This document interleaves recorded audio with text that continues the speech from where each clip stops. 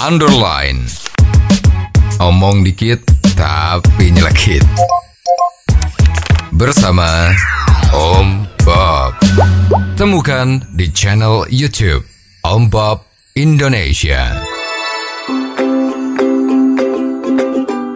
Om Bob, pemerintah Provinsi DKI Jakarta sebenarnya sudah memiliki regulasi yang melarang untuk membakar sampah sembarangan. Tapi tetap saja ada yang membakar sampah sembarangan. Bagaimana Om Bob menggarisbawahi masalah ini? Ya, kemarin itu ada netizen yang keluh kesah ya. Ya. Dia mengatakan bahwa di daerahnya itu selalu terjadi pembakaran sampah. Diselidiki ternyata pembakaran sampah itu dilakukan oleh sebuah lembaga atau sebuah perusahaan atau perseorangan yang kerjanya itu mengolek sampah-sampah. Ya. Mengolek sampah-sampah, setelah sampah-sampah terkumpul kan dijual. Ya, jadi limbah-limbah sampah dari perusahaan-perusahaan itu bisa dijual loh. Ya, potongan-potongan kayu macam-macam itu bisa dijual. Dan itu lumayan ya. Hasilnya juga bagus. Lah, tetapi dengan adanya ini kan ada yang tidak terjual. Ya, jadi betul-betul yang jadi sampah yang orang udah nggak mau beli lagi karena mungkin tidak bisa didaur ulang macam-macam, kan tidak dibeli. Nah, pengusaha untuk jual rosokan tadi itu juga pinter kan. Setelah diseleksi betul itu jadikan duit. Nah, sekarang kan terjadi betul-betul rosokan yang sudah bisa dijual itu mau diapain? Lah, jalan pintasnya dibakar kan? Habis ya, besok datang lagi rosokan lagi, diseleksi lagi, bakar lagi. Nah, ini terjadi terus menerus. Lah, sekarang ada warga yang repot. Ini kalau seperti ini terus kan repot. Tiap hari mereka menghirup udara yang terdapat bakaran sampah. Kalau baunya sampah yang dibakar itu atau rosokan dibakar itu kan udah terasa, wah ini sampah yang dibakar. Dan itu lebih bahaya dari asap rokok ya. Asap rokok aja sudah dilarang-larang, ini sekarang asap dari rosokan yang dibakar kok masih seindahnya saja gitu kan. Padahal dari pemerintah provinsi khusus Jakarta itu sudah ada perdanya ya, bahwa masyarakat tidak boleh membakar sampah.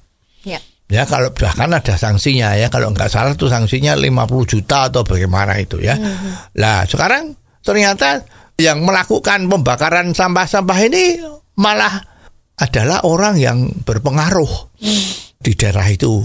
Ya, jadi sudah pernah diperingatkan oleh RT, juga diperingatkan oleh tetangga-tetangganya, tetapi dianggap angin lalu. Cuek aja, cuek bebek, jadi tetap dibakar. Lah, ini bagaimana ceritanya? Kenapa kira-kira itu bisa terjadi, Om Bob? Ya, sebetulnya kan sudah ada laporan sampai ke pemerintah daerah.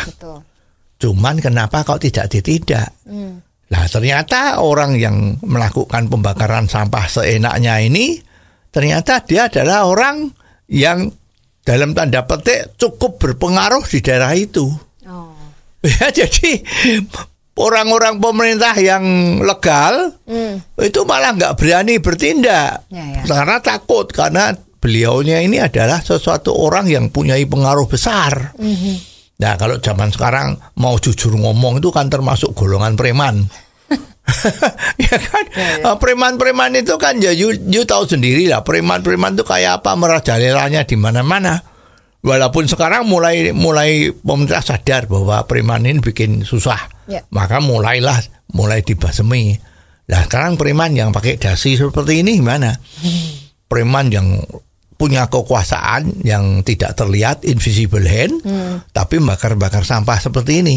Nah, ini kan jadi repot. Ya, jadi pemerintah memang sudah saatnya itu kalau mempunyai perda itu ya dijalankan. Ya, jangan cuma dilihat saja. Yang penting yang membuat perda itu sudah dapat uang rapat, uang sidang.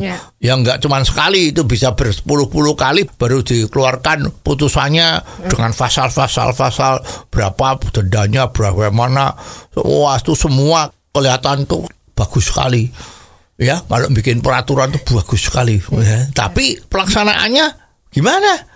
Cuma ditumpuk di balai kota sana. Untuk dilihat, oh sudah punya aturannya, punya set, oh bagus. Tapi kenyataan di lapangan belgedek. Ya tidak dijalanin sama sekali. Nah ini kan nggak bisa. Ya jangan sampai pemerintah daerah itu salah-salah malah dicurigai oleh netizen. Jangan-jangan petugas untuk penertiban bakar sampah yang nggak beres ini dapat bagian. Ya pengusaha rosokan tadi itu dapat untung, jangan-jangan yang biasa rahasia tidak boleh bakar itu malah dapat bagian. Ya, ini jadi repot. Jadi kalau yang menindak sama yang mau ditindak itu sudah kong kali kong, ya peraturan itu nggak akan jalan. Ya, jadi mau tidak mau ini repot ya. Jadi memang pejabat yang bersangkutan ini memang harus dikasih target. Kalau sampai ada orang yang keluh kesah, itu berarti kerjanya orang yang mengawasi perda tadi itu nggak beres. Ya karena kan apa? Kalau nggak ada asap, nggak ada api. Kalau ada asap, ada api kan?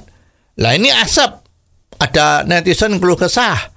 Ini ada yang bakar sampah. Lah itu kan berarti memang ada orang yang bakar sampah. Tapi petugasnya kenapa kok tidak tahu? Nah padahal petugas itu kan digaji oleh uang rakyat. Itu kan untuk bekerja.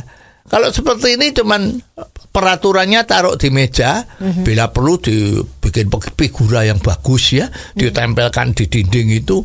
Jadi orang-orang kalau datang itu sudah ada perda ya, jangan bakar sampah ya. Tapi kenyataannya tetap ada aja yang bakar sampah.